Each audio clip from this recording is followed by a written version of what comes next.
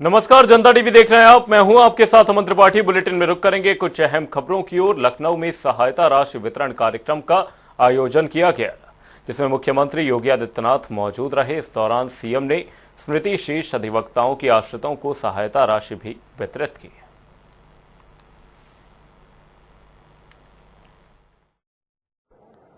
कृषि विज्ञान केंद्र सुल्तानपुर के लिए भी धनराशि जो दी गई थी उसका भी लोकार्पण का कार्य संपन्न हुआ है और कुछ कृषि स्नातकों के लिए बनने वाले छात्रावासों के लिए भी और आज शिलान्यास हुआ है।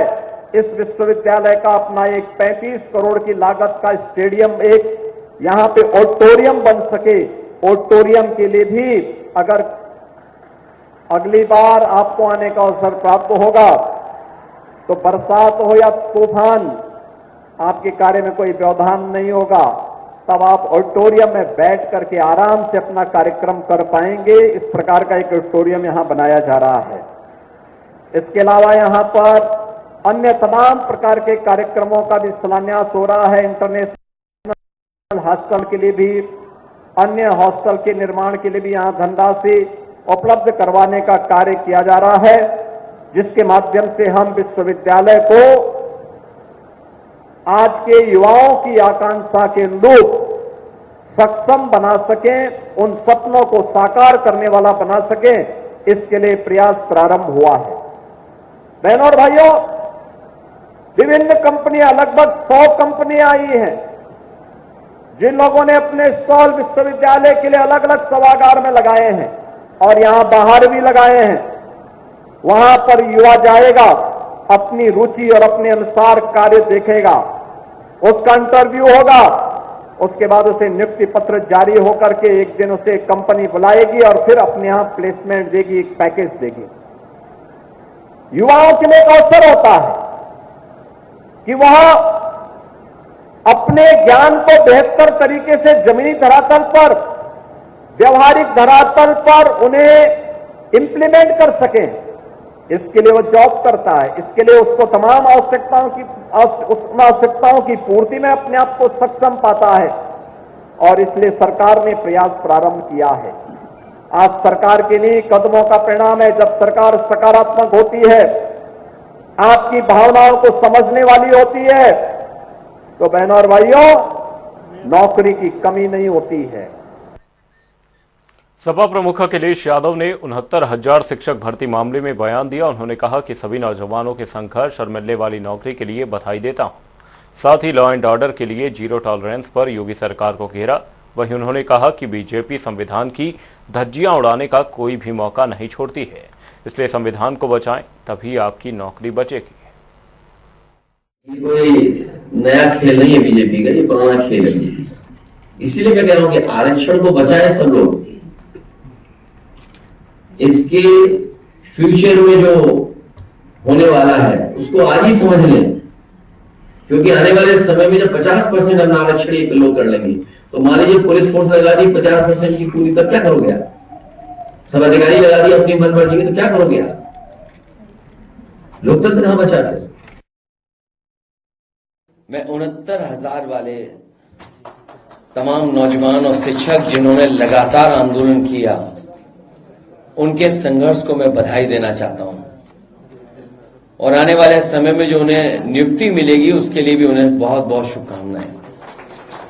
अब सरकार कितना ट्रांसपेरेंट तरीके से और जो कॉन्स्टिट्यूशनल जिम्मेदारी है सरकार की, और सरकार कितना निभाएगी, उस पर डिपेंड करता है कि सरकार कितनी ट्रांसपेरेंट है, जिससे कि बच्चों को न्याय मिल जाए। दूसरा विषय यह है कि सरकार लगातार यह कहती है कि जीरो टॉलरेंस उनका है लॉ एंड ऑर्डर के इशू पर। शायद पूरे देश में कहीं ऐसी घटना नहीं हुई होगी जहां ठेकेदार, एजेई, इंजीनियर्स मिलकर के पहले तो घपला घोटाला करें, भ्रष्टाचार करें और कोई कारण ऐसा बने इंजीनियर की हत्या हो जाए। सोचिए, अपने पेमेंट को लेकर के, अपने मुनाफा को लेकर के हत्या हो जाए, और किस जिले में? सुल्तानपुर, जो लखनऊ से बिल्कुल करीब है। लखनऊ के बाद थोड़ा ही हिस्सा है जो अमेठी का पड़ता, वरना सुल्तानपुर जिला है, राजधानी के बिल्कुल पास वाले जिले में। और कोई हफ्ता नहीं बचता जिस दिन मुख्यमंत्री खुद न कहते हो लॉ एंड ऑर्डर को लेकर के, उनके अधिकारी न कहते हो।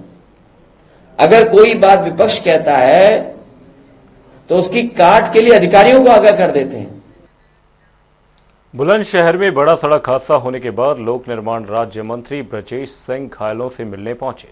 इसके साथ ही मृतकों के परिजन से भी पोस्टमार्टम हाउस पर मिलकर उन्हें आश्वासन दिया। उन्होंने कहा कि जो भी दोषी होगा उसके खिलाफ सख्त कार्रवाई की जाएगी। आपको बता दें कि इस हादसे में अब तक करीब 11 लोगों की मौत हो चुकी है।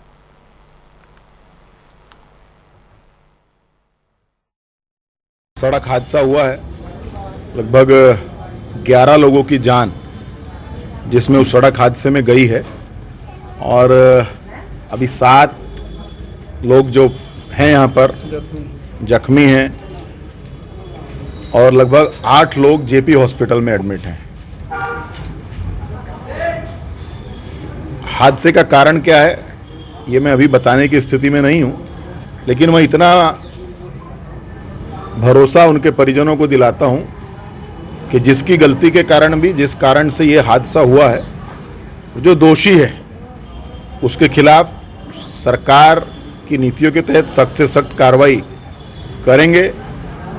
हमारी सरकार संवेदनशील है, माननीय मुख्यमंत्री जी संवेदनशील हैं। इस घटना का पूरा विस्तृत ब्यौरा मैंने जिलाधिकारी और वरिष्ठ पुलिस अधीक्षक और अपने मुख्य चिकित्सा अधिकारी से मंगाया है। मैं कल उनको ये पूरा ब्यौरा उपलब्ध करा दूंगा, और शासन के नियमानुसार नियम संगत जितनी भी मदद और सहायता हम लोग कर सकते हैं वो सभी सहायता हम लोग करेंगे।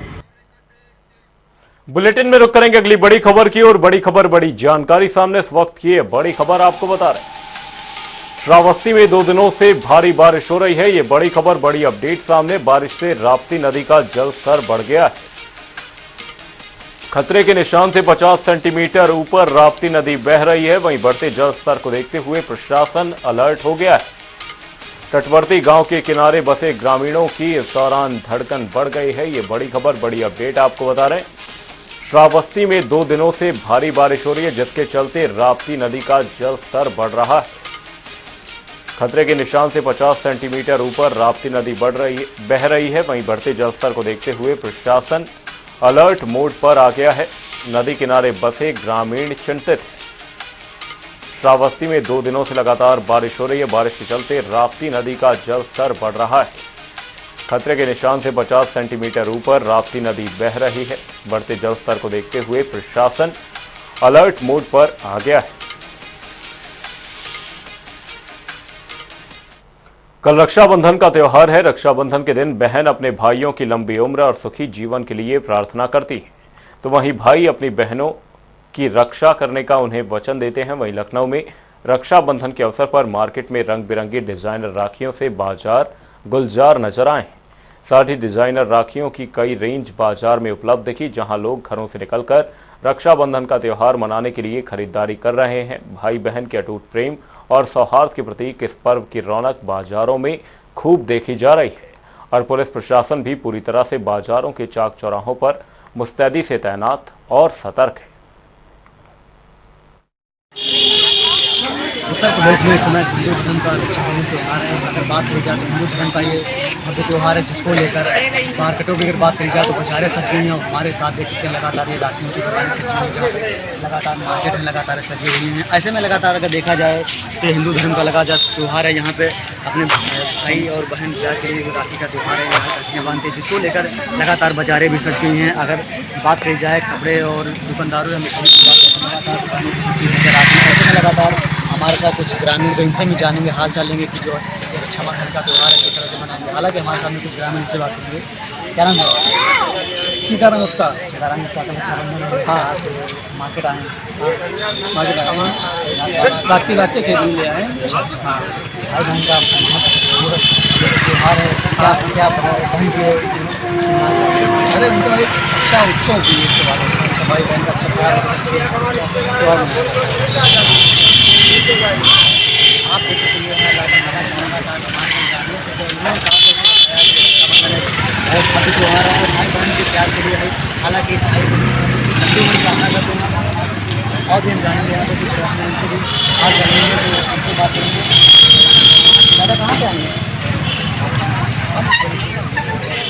दादा का रक्षाबंधन है और भाई बहन के साथ क्या चीज़ होता है क्या करेंगे?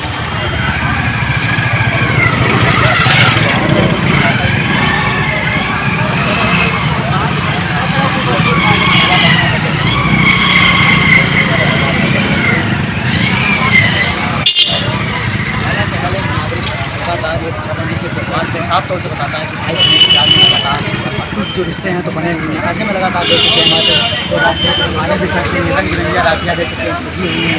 यहाँ पे कुछ ग्रामीण भी राखियाँ भी लगातार दे रहे हैं। हालांकि ऐसे में साफ तौर से नज़र आप देख सकते हैं नज़र हमारे कैमरा पर्सन की बनी हुई है लगातार राखियों की तरफ से कहीं ना कहीं ये जो रक्षाबंधन का पर्व है लगातार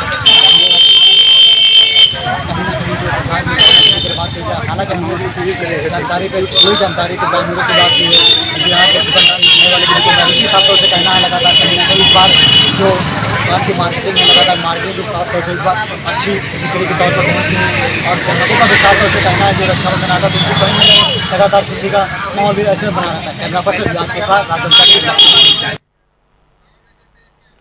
मेरठ से गाजियाबाद तक रोजाना सफर करने वालों के लिए अच्छी खबर है। यूपी सरकार ने रक्षाबंधन से पहले साहिबाबाद से मेरठ तक नमो भारत ट्रेन की सौगात दी है। साहिबाबाद से मेरठ तक रैपिड रेल को हरी झंडी दिखाकर रवाना किया गया और नमो भारत ट्रेन से 42 किलोमीटर का सफर आधे घंटे में तय हो जाएगा। बहुत अच्छा लग रहा है, पहली बार यहाँ से चल रही है, फर्स्ट डे मैं ले रहा हूँ, इससे अच्छा लग रहा है इसको लेने के लिए और निश्चित रूप से यहाँ की जनता के लिए बहुत लाभकारी होगा। ये निर्णय जो सरकार का लिया गया है ये रैपिड रेल चलाने का, ये आने वाले समय में एक मील का पत्थर साबित होगा। बहुत अच्छा लग रहा है, हमारे मेरठ में पहली बार चल रही है, मुझे लग रहा है भारत में ही पहली बार चल रही है। मैंने आज देखा तो न्यूज़पेपर में तो मैं बहुत सरप्राइज हुई और बहुत खुश भी हुई। मेरठ के लिए बहुत बड़ी उपलब्धि है कि हमारे लिए ट्रेन आई है। फिर भी चलो इतना तो ये है कि सेटिस्फेक्शन की चलो मेरठ से स्टार्ट हो गई है। Thanks to Modi ji and Yogi ji की उन्होंने हमारे के लिए इतना अच्छा हमारे लिए ट्रेन करवाया है। रैपिड रेल आज मेरठ साउथ से शुरू हो रही है तो बस हमने तभी सोच लिया कि आज सुबह से इसी से जाना है। अभी तो ऐसा लग रहा है दिल्ली दूर नहीं, एकदम बिल्कुल पास ही हो गया। मेरठ एकदम कनेक्टेड फील हो रहा है, अभी बहुत एक्साइटेड है, बहुत खुश है। बुलेटिन में रुक करेंगे उत्तर प्रदेश से जुड़ी ताबड़तोड़ खबरों की ओर। अमेठी सांसद किशोरीलाल शर्मा पहुंचे दादरा गांव, वहां स्वतंत्रता सेनानी सीता शरण की मूर्ति का किया अनावरण। स्वतंत्रता संग्राम सेनानी के आश्रितों को वस्त्र देकर किया सम्मान। कोलकाता में महिला डॉक्टर के साथ अमानवीय बर्बरता को लेकर बोले सांसद किशोरीलाल, आरोपियों को फांसी की दी जानी चाहिए सजा। आगरा में एनएस मेडिकल कॉलेज के डॉक्टरों की हड़ताल जारी। डॉक्टर से मुलाकात करने पहुंचे केंद्रीय राज्य मंत्री एसपी सिंह बघेल, डॉक्टरों को सौंपा पत्र। रायबरेली में दबंगों ने पुलिस से की मारपीट, गंभीर हालत में पुलिसकर्मी को पहुंचाया गया अस्पताल, जारी है इलाज। बरेली में जनसेवा केंद्र पर मिले 83 गैस सिलेंडर, ब्लैक में सिलेंडर बेचे जाने की सूचना पर डीएसओ ने की कार्रवाई। जनसेवा केंद्र संचालक के खिलाफ मुकदमा दर्ज।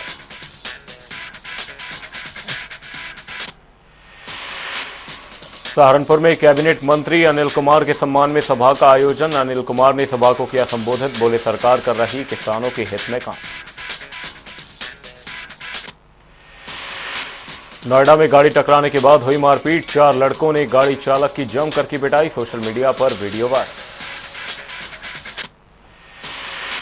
नोएडा में पुलिस की ओर से चलाया जा रहा चेकिंग अभियान, पुलिस ने की संदिग्ध वाहनों की चेकिंग। एडीसीपी और एसपी के नेतृत्व में निकाला पैदल मार्च। ग्रेटर नोएडा में जीआईएमएस अस्पताल में डॉक्टरों की हड़ताल, सभी ओपीडी सेवाएं हुई बंद, न्याय की कर रहे मांग। एटा में संदिग्ध परिस्थितियों में घर के बाहर मिला महिला का शव, पुलिस ने शव का कराया पोस्टमार्टम। मृतका के भाई ने ससुराल जन पर लगाया दहेज मांगने का आरोप। बस्ती में दुर्घटनाग्रस्त होने से बची मालगाड़ी, ड्राइवर की सूझबूझ से टला हादसा, 1 घंटे तक बाधित रहा गोरखपुर लखनऊ ट्रैक। बाराबंकी में बांग्लादेश में हिंदुओं पर हो रहे अत्याचार को लेकर हिंदू संगठनों ने किया प्रदर्शन। उप जिलाधिकारी को सौंपा ज्ञापन, वंदे मातरम के लगाए नारे।